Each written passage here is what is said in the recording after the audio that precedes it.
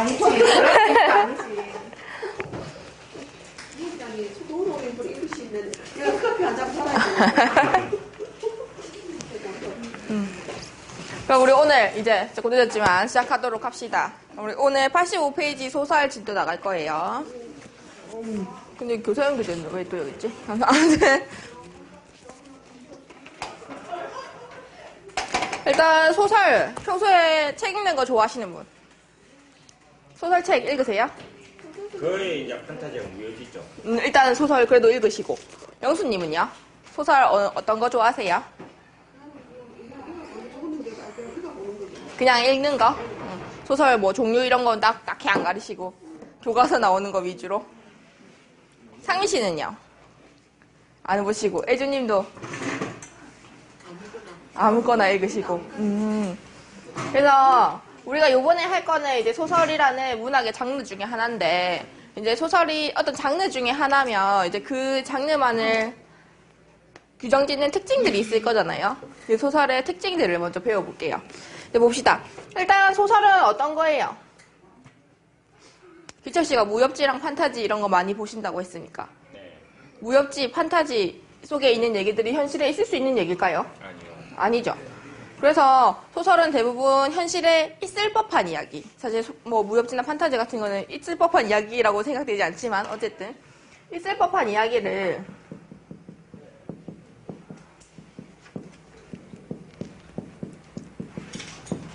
이거를 작가가 꾸며내서 쓰는 거예요.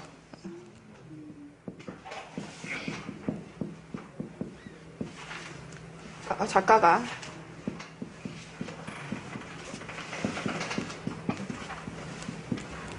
꾸며내서 독자들한테 뭔가를 전달하고 싶으니까 이야기를 꾸며낸 거겠죠. 그래서 교훈, 감동,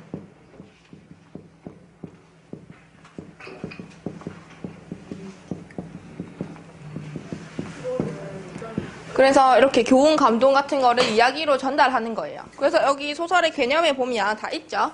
그리고 소설은 산문문학이에요. 산문. 산문의 반대 뭐 있었어요? 산문의 반대. 네, 운문이에요. 운문인데 운문의 대표적인 문학 장르. 네, 운문의 대표적인 문학 장르 뭘까요? 시죠. 운문은 리듬감이 있고 운율이 있고 그런 글을 운문이라고 해요. 그에 반해서 산문은 이렇게 줄글로 쓰여진 거를 말하거든요. 그래서 이제 이런 이야기를 작가가 꾸며내서 이제 교훈이랑 감동을 전하는 거예요. 교훈과 감동 이런 거는 뭐라고 부를 수 있을까요? 다른 말로. 작가가 하고 싶은 말이니까. 작품의 주제, 주제라고 할 수 있겠죠. 그럼 있을 법한 이야기. 있을 법한 이야기는 이 이야기가 사실적인 이야기라는 거죠. 사실적인 이야기인데 작가가 꾸며냈어요. 꾸며낸 거는 거짓말하는 거잖아요, 맞죠? 그래서 이런 거를 허구적이라고 해요. 허구적 혹은 허구성. 이렇게 불러요. 그래서 소설의 세계는 일단 사실, 그 다음에 허구, 진실 이 세 개를 구분을 해야 되는데 사실은 뭘까요? 사실. 실제 있는 이야기를 실제 있는 이야기. 벌어진 이야기. 맞죠?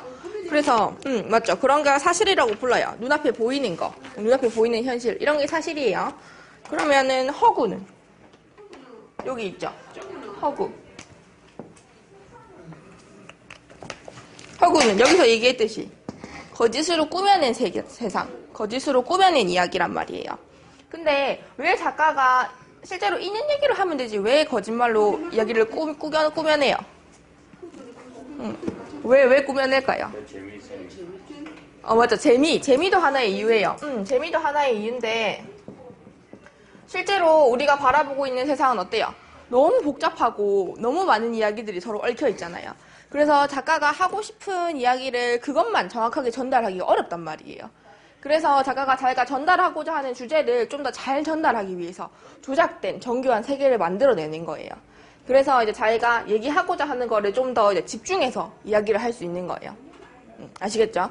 그래서 이제 그런 기교들을 다 부리기 위해서 이제 이야기를 지어내는 거란 말이에요. 그래서 뭐 소설도 그렇고 영화도 그렇고 실제 사건을 바탕으로 하고 있더라도 작가들이 꾸며내는 부분들이 있잖아요.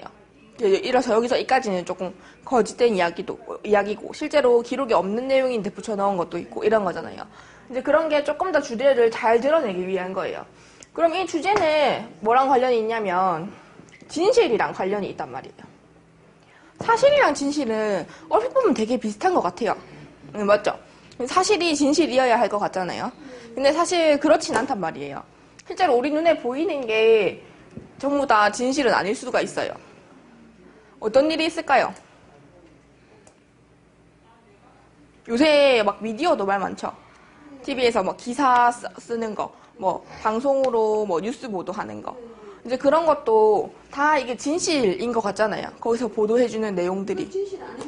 진실인 것 같지만 그 사람들이 어떤 프레임을 어떻게 되느냐에 따라서 어떤 틀로 우리한테 보여주느냐에 따라서 그 사실이 왜곡될 수도 있잖아요.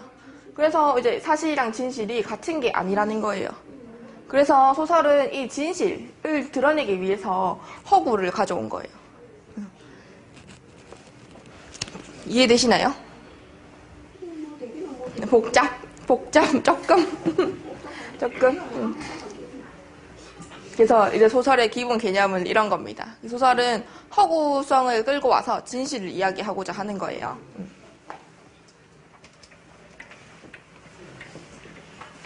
저는 다른 건 기억 안 나는데 솔직히 기억 안 나는데 소설 보면서 얘네들이 신이구나, 얘네들이 전지적 작가구나. 선생님 저번에 이제 전지적 작가 그런 작가 시점이 그런 말 했잖아요. 네. 거기서 딱 보니까 전지적 작가 시점이 쓰여있어요. 그런 거 기억나시면 열심히 보신 거죠. 그래서 일단 우리의 소설의 특성 대부분 나오겠죠. 일단 첫 번째로 허구성. 그 다음에 산문성.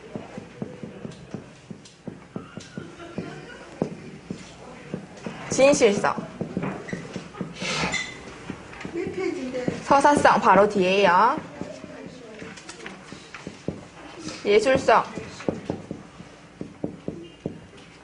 개연성. 교훈성.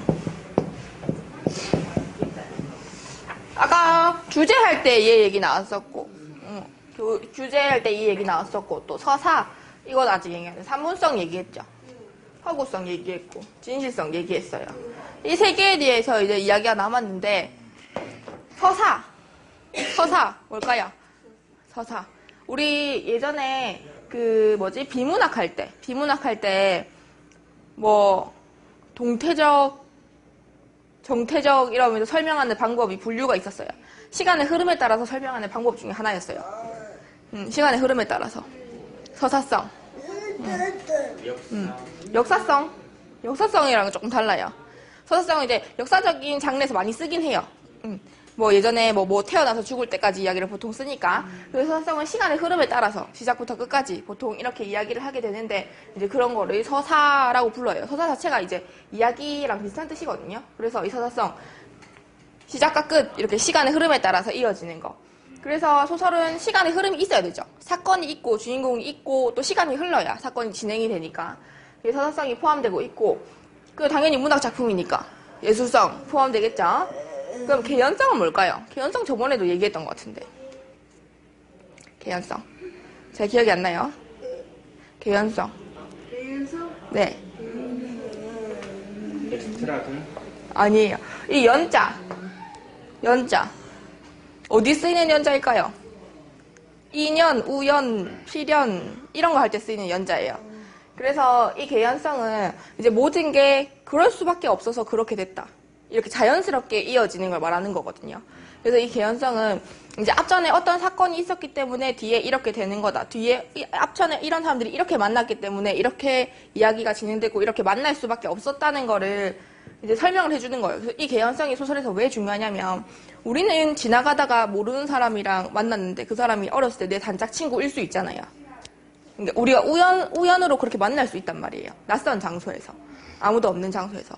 근데 소설에서 그렇게 나왔다고 생각을 해봐요. 소설에서 진짜 뜬금없는 데서 갑자기 옛날 친구를 만났다. 이렇게 적혀 있으면 소설이 신뢰가 안 가잖아요. 실제로 우리는 그런 소설보다 더 소설 같은 일이라고 얘기하는 그런 우연히 겹친 일들을 만날 수 있는데 소설에서는 우연을 자주 쓰면 소설이 신뢰감이 없어져요. 그러니까 소설이 사실이 아닌 것처럼 느끼게 된단 말이에요.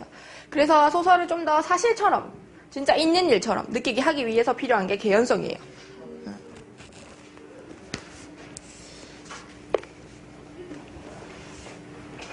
그래서 이제 소설의 3요소에 대해서 볼 건데 일단 소설의 3요소가 있고 그리고 이 소설의 3요소 중에 하나인 이 구성에도 3요소가 있거든요.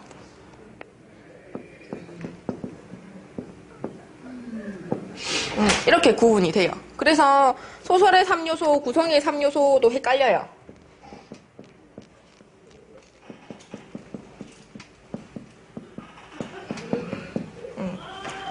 소설을 통째로 보면 소설에서 중요한 3가지예요.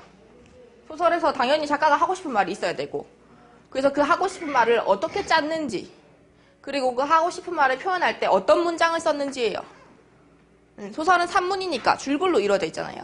그래서 이 문장이 이 문장의 속도감이 어떤지부터 시작해서 이 문장이 화려하게 막 수사가 많이 붙어도 막 그냥 꽃 이렇게 안 하고 예쁜 꽃, 아주 예쁜 꽃, 누구와 닮은 꽃 이렇게 표현하기 화려하게 표현이 됐는지 아니면 그냥 간단하게 꽃이라고만 표현을 하는지 이런 걸로도 구분이 되거든요.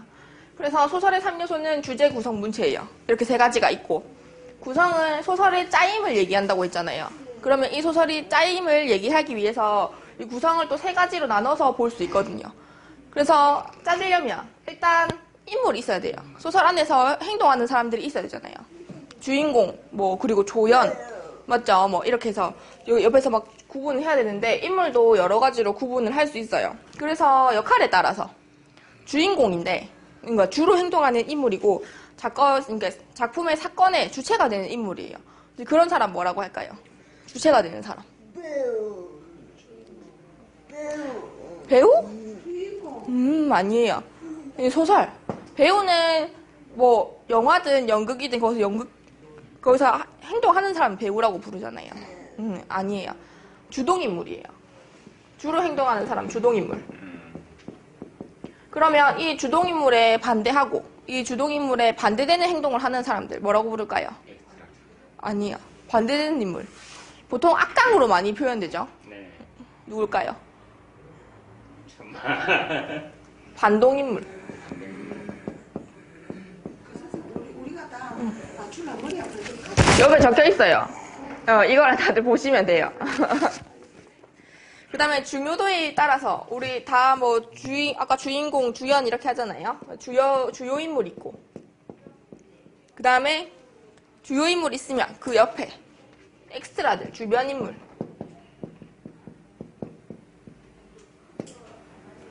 그 다음에 특성에 따라서도 분류를 할 수 있어요. 특히 고전 소설 같은 거, 옛날에 써진 거 같은 경우에는 주인공이 보통 착하잖아요. 그리고 권선징악이라는 주제를 보통 담고 있는데 홍길동전도 그래요, 맞죠? 홍길동이 어렸을 때부터 막 똑똑하기도 하고 용감하기도 하고 해서 악당들을 벌하는데 끝까지 악당을 벌하잖아요, 맞죠? 이제 끝까지 홍길동은 좋은 사람이란 말이에요. 그리고 악당은 끝까지 나쁜 사람이에요. 이제 그렇게 캐릭터가 변하지 않고 이제 처음에서 끝까지 어떤 세대, 계층 이런 거를 대표하는 인물이 될 만한 거. 이제 그런 사람들을 뭐라고 부를까요? 어떤 집단에서 이제 우리가 보통 어머니라고 했을 때 그 어머니라는 보편적인 이미지를 떠올리게 하는 인물이 있어요. 자식들에게 헌신하고 자식들에게 모든 걸 이렇게 베풀고. 엄마가 그러면 저거잖아. 이제 그래서 그런 대표적인 성격만 갖고 있는 캐릭터들을 뭐라고 부르냐면 여기 있죠. 전형적인 인물이에요.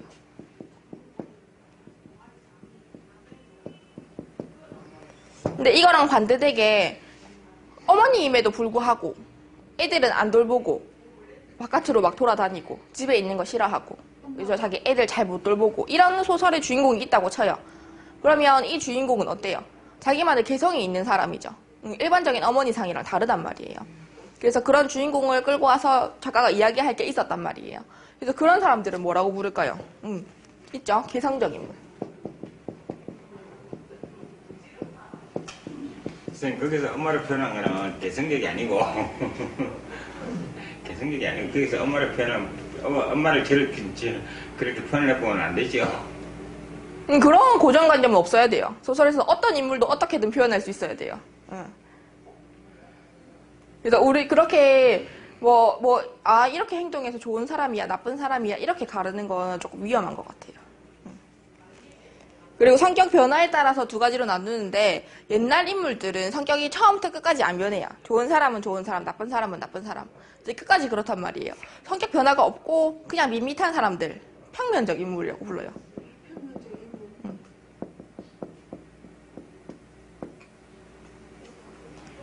그 다음에 그럼 평면적 인물이 아닌 사람들.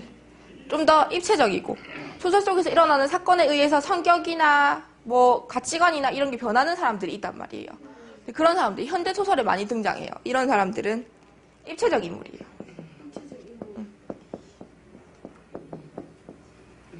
그래서 보통 이런 주인공이죠.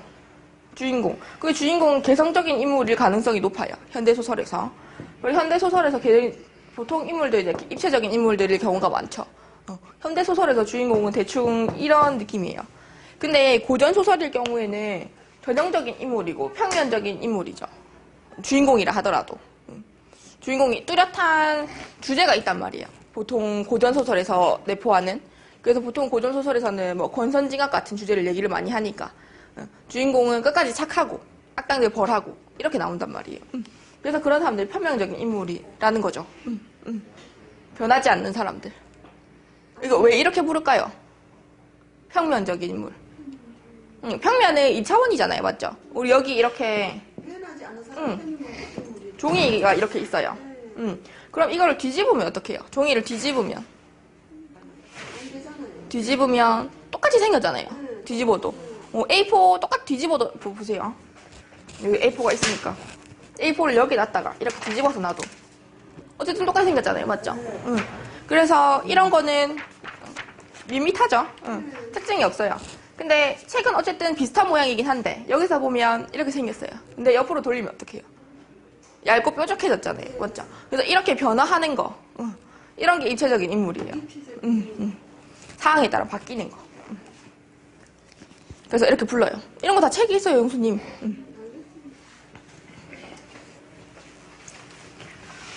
그래서 구성의 3요소 중에 첫 번째 인물에 대해서 일단 우리가 봤고, 그 다음에 사건이 있어요. 사건은 이 사건 자체가 큰 사건, 작은 사건 이렇게 중요한 게 아니고 사건은 갈등이 있어야 있는 거거든요. 갈등이 뭐예요? 갈등이라는 게는 자식 간에도 갈등이 마음이 안 맞는 게 갈등이잖아요. 갈등 서로 마음이 안 맞거나 맞죠? 서로 싸우게 되거나 막 그런 거죠. 그런 게 갈등이에요. 그럼 이 갈등을 나눌 수 있단 말이에요. 나눌 수 있어요. 일단 크게 두 가지로 나눌 수 있어요. 어떻게 나눌 수 있을까요? 반도 안 되잖아요. 크게 두 가지로 나눌 수 있어요. 맞죠? 외적 갈등이 있어요. 예적 갈등. 외적 갈등. 이 외적 바깥이잖아요. 그러니까 바깥으로 볼 수 있는, 바깥에서 드러나는 갈등들을 외적 갈등이라고 해요. 자기 안에서 갈등이 있는 건 내적 갈등이겠죠? 외적 갈등은 또 한 3개 정도로 나눠져요. 내적 갈등. 뭐 있을까요? 개인과 개인. 제일 작게 개인이랑 있겠죠? 개인끼리 간의 갈등이 있단 말이에요. 오늘 우리 점심 먹을 때도 막 사람들끼리 뭐 먹지 하다가 난 이게 좋은데 난 저게 좋은데 하고 이렇게 약간 말다툼 하게 되고 막 이렇게 되면 그것도 갈등이에요. 그건 개인끼리 갈등이죠. 근데 개인이랑 사회랑 갈등이 있을 수 있죠. 보통 사회 통념 같은 거. 사회 통념 간의 갈등 뭐 있을까요? 사실 지금 우리도 이번에 4.10 기간에 사회랑 싸우는 거잖아요. 맞죠? 지금 단체로 뭉치긴 했지만 어쨌든 장애인이라는 개인이랑 사회랑 싸워야 되는 거잖아요. 맞죠? 그래서 그런 갈등들이 있어요. 그 바깥으로 보이는 갈등들이죠. 그래서 그런 갈등이 있어요. 그리고 개인이랑 운명 간의 갈등이 있어요. 이게 제일 거스르기 어렵겠죠. 그리고 실제로 현대소설에서는 잘 드러나지 않는 갈등이기도 해요. 왜냐면 이제 운명 같은 건 없다고 얘기하는 사람들이 많아지니까. 근데 예전만 해도 막 타고난 운명이 있고 타고난 자기가 걸어야 되는 길들이 있었다라고 하잖아요. 그래서 이 갈등은 홍길동도 안에서 제일 크게 드러나요. 홍길동이 왜 운명이랑 갈등을 했어야 됐어요? 사실 그건 사회랑 갈등이라고 해도 맞는 거였죠. 홍길동이 서자로 태어났으니까, 맞죠? 서자로 태어났으니까. 맞죠? 응.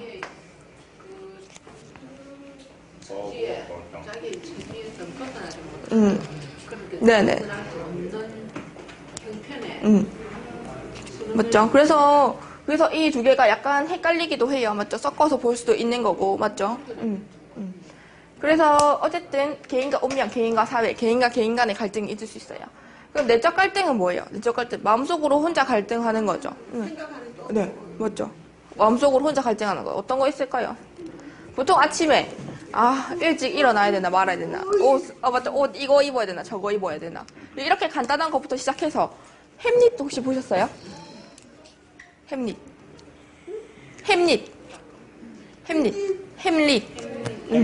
셰익스피어의 4대 비극 중에 4대 비극이죠. 4대 비극 중에 하나인데 햄릿이라는 남자 주인공이 덴마크의 왕자예요. 왕자인데 자기 아버지가 외삼촌? 이모부한테 독살당해서 죽었단 말이에요. 햄릿이 나중에 그걸 알아요. 그걸 아는데 자기가 지금 이제 외삼촌을 죽일 것인가 아니면 자기가 자살을 해서 아버지를 따라갈 것인가 그 사이에서 고민을 한단 말이에요. 그리고 to be or not to be, 사느냐 죽느냐 그것이 문제로다 라는 말을 했죠. 그래서 그렇게 심각한 갈등까지 자기 안에서 벌어지는 거 다 내적 갈등이에요. 혼자서 고민하는 거. 그래서 사건은 이렇게 두 가지로 나눌 수 있어요. 그 다음에 구성의 3대 요소 중에 하나, 배경 남았죠? 이 배경에 어떤 거 있을까요? 배경. 맞죠? 무대예요. 무대를 설정할 때 어떤 게 필요할까요? 그 공간에 무엇을 놔야 될지 걱정을 해야 되잖아요. 맞죠? 그러면 이 공간이 어딘지, 공간적 배경. 그리고 어느 시대인지, 맞죠? 시간적 배경이랑 시대적 배경이 필요하죠.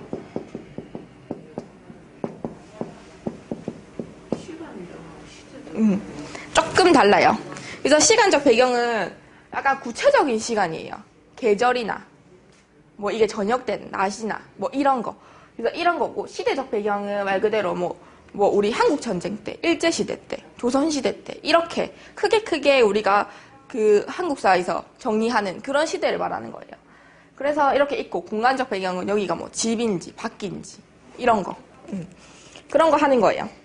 그래서 뭐 이렇게 나누기도 하고, 시대적 배경을 사회적 배경이라고 부르기도 해요. 그래서 이렇게 배경을 세 가지를 나눌 수 있어요. 근데 배경이 왜 중요할까요? 배경이. 빌딩이 이 신문 좀 사람 좀 저기 알면 그런 회사도 좋은 데도 갈 수 있고 그 배경 아니가 그거. 그건 좀 배경이긴 한데. 배경이 아니잖아요. 그거는 조금 달라요. 그거는 약간 인맥 이런 느낌이잖아요. 맞죠? 여기서 배경은 이 사건이 언제 벌어졌는지가 왜 중요하냐면, 똑같은 사건이라도 일제시대에 말할 수 있었던 거랑 지금 말할 수 있는 거랑 한국 전쟁 때 말할 수 있었던 거랑 뭐 조선시대 때 말하는 거랑 다 다르잖아요. 지금 여자들 막 치마 짧게 입는 거 보고 솔직히 뭐 마음에 안 들어 하시는 분도 많겠지만 어쨌든 대놓고 뭐라 하진 않잖아요. 다들 그렇게 입고 다니니까. 근데 조선시대에 그렇게 치마를 짧게 입고 다니는 여자가 있었다고 생각을 해봐요. 맞죠? 사회적 파장을 몰고 올만 했죠. 그런 거예요. 똑같은 거라도 시대에 따라서 바뀌는 거죠. 그리고 그냥 자기 집에서 혼자 사니까, 혼자 사는 사람이 그냥 뭐 옷도 안 입고 방 안에서 혼자 지낸다고 생각을 해봐요. 근데 그거는 별로 상관없잖아요. 어차피 자기 집 안에서 자기 혼자 옷 안 입고 지내는 건데 별로 제 알 바 아니란 말이에요. 근데 대로변에서 옷 다 벗고 돌아다니는 사람이 있어요. 그러면 그 사람한테 뭔가 큰 사건이 있을 것 같은 기분이 들잖아요. 그리고 저렇게 행동하는 이유가 있어야 될 것 같고. 그래서 그렇게 다른 거예요. 그래서 배경이 중요한 거예요. 그리고 문체는 아까 짧게 설명했었는데 사실 그게 다예요. 작가의 기교 같은 거, 문장으로 줄 수 있는 느낌들이 있죠. 그래서 보통 약간 대표적인 작가들이 있어요. 문장을 짧게 쓰거나 매우 화려하게 쓰거나 아니면 매우 조금 끊어지게 쓰거나 문장을 되게 짧게 쓰는 작가들이 있어요.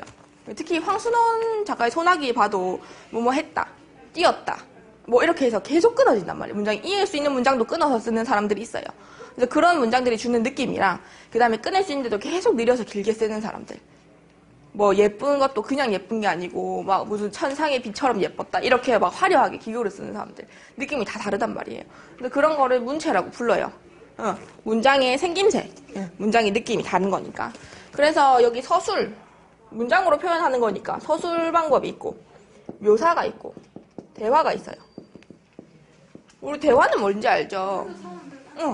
우리 서로 얘기하는 거, 이게 대화예요. 묘사 뭘까요? 묘사 이거 몇 번 했는데. 이런 그 모습을 설명하는 거 아닙니까? 맞죠? 묘사는 맞아요. 설명하는 건데 설명을 그림 그리듯이 맞죠? 이게 지금 보이는 상황을 설명해 주는 거. 그게 묘사예요. 그럼 서술도 설명해 주는 건데 서술은 어떤 거냐면 이거는 묘사는 설명하는 건데 맞죠? 글로 쓰는 거니까 설명하는 건데 보여주기에 가까워요. 그래서 아까 그림 그리듯이 한다고 얘기를 한 거거든요. 그래서 그냥 이 상황에 누구누구가 앉아있고 누가 어떻게 하고 있고 이거를 그냥 줄줄줄 읊어주는 거예요. 그리고 그 보여진 상황에 의해서 독자들이 아 이런 기분이겠구나 하고 느낄 수 있도록 하는 게 묘사예요. 근데 서술은 어떤 거냐면 아 누구는 기분이 어땠고 누구는 뭐 이런 것 때문에 기분이 안 좋았고 지금 이런 상황이고 이렇게 다 얘기를 해주는 거예요. 그래서 이거는 이야기해주기고 이거는 보여주기예요. 서술형 묘사. 이렇게 달라요. 그래서 이렇게까지 하면 우리 소설의 3요소 구성인 3요소까지 한 거예요. 작가도 대단해. 근데 사실 글 쓸 때 이런 거 하나하나 아무도 생각하지 않겠죠? 우리는 공부하니까 이런 거 하나하나 짚으면서 하는 거예요. 쓸 때는 그냥 쓰겠죠. 맞죠? 자기들이 표현을 이렇게 하면 더 멋질 거야. 이렇게 쓰는데 우린 그거 보고 아 이거 무슨 방법이야. 이렇게 하는 거라요. 그래서 되게 어려운 게 맞아요. 그 다음에 우리 소설의 구성 단계 할 건데 소설의 구성 단계 하면 이제 뭐 희곡의 구성 단계도 잠깐 같이 하는 게 좋을 것 같아요. 일단 소설이 시작해야 되잖아요. 맞죠? 시작점. 우리 이것까지만 하고 가자 갑시다. 발단. 이것까지만 하고 쉴 거예요. 발단. 시작돼요. 소설이 시작돼요. 등장인물들 나오고 사건들 조금씩 전개가 되고 그 다음에 나오는 게 전개.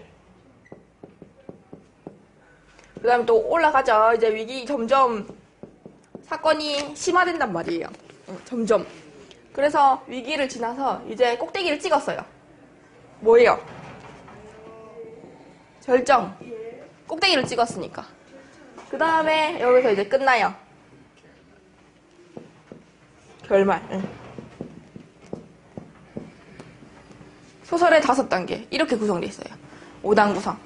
사건이 시작되고 사람들 등장하고 그리고 전개에서 이제 등장인물들이 행동을 시작하고 또 그 사람들의 행동이 어떤 사건의 조짐을 보이고 이제 위기는 그 사건이 심화되고 점점 알 수 없는 데로 가는 거죠. 그리고 절정에서 사건이 제일 크게 터지면서 이제 해결될 부분이 나오는 거예요.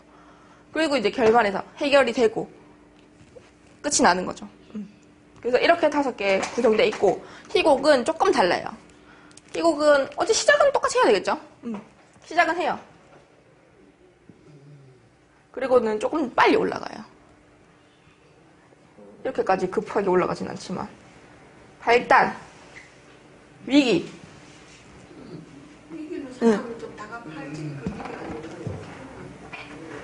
이게 소설이 이렇게 뒤로 누부는 삼각형이면 희곡은 조금 더 앞으로 이렇게 생겼거든요. 그래서 발단, 위기, 절정, 하강, 대단원 이렇게 있어요. 그래서 희곡은 이렇게 똑바로 누운 것 같고 소설은 약간 뒤로 누운 삼각형처럼 생겼어요. 네. 우리 일단 여기까지 하고 10분 쉬고 10분 쉬고 되게 애매하네요. 어쨌든 10분 쉬고 다음 시간 해봅시다.